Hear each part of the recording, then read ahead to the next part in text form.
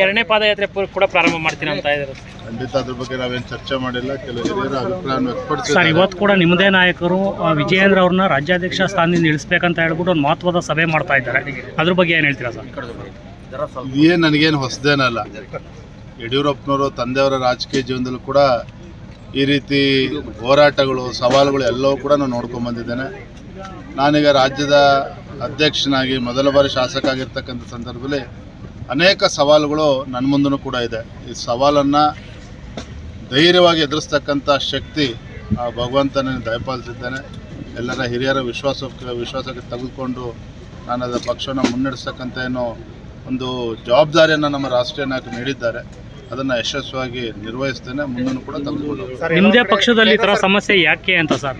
ಸಮಸ್ಯೆ ಇರೋದೇ ಒಳ್ಳೇದ್ರಿ. ಸಮಸ್ಯೆ ಇದ್ದಾಗನೇ ಸಮಸ್ಯೆ ಅಂತ ಜೀವನದಲ್ಲಿ ಸಮಸ್ಯೆಗಳು ಇರಬೇಕು. ಸಮಸ್ಯೆಗಳು ಇದ್ದಾಗ ಅದನ್ನು ನಾವು ಮೆಟ್ಟಿ ನಿಲ್ತಕ್ಕಂಥ ಕೆಲಸನೂ ಕೂಡ ಮಾಡಬೇಕಾಗ್ತದೆ. ನಮ್ಮಲ್ಲೂ ಕೂಡ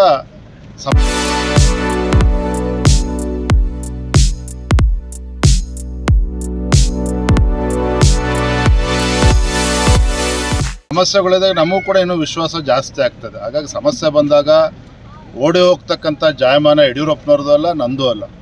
ಹಾಗಾಗಿ ಎಲ್ಲವನ್ನೂ ಕೂಡ ಧೈರ್ಯವಾಗಿ ಎದುರಿಸ್ತೇನೆ, ಪಕ್ಷವನ್ನು ಮುನ್ನಡೆಸ್ತೇನೆ. ಅಷ್ಟೇ ಅಲ್ಲ, ಭಾರತೀಯ ಜನತಾ ಪಾರ್ಟಿಯನ್ನು ಮುಂದಿನ ದಿನಗಳಲ್ಲಿ ಸ್ಪಷ್ಟ ಬಹುಮತದೊಂದಿಗೆ ರಾಜ್ಯದಲ್ಲಿ ಅಧಿಕಾರಕ್ಕೆ ತರ್ತೇನೆ ಅನ್ನೋ ಸಂಪೂರ್ಣ ಭರವಸೆ ನನಗಿದೆ.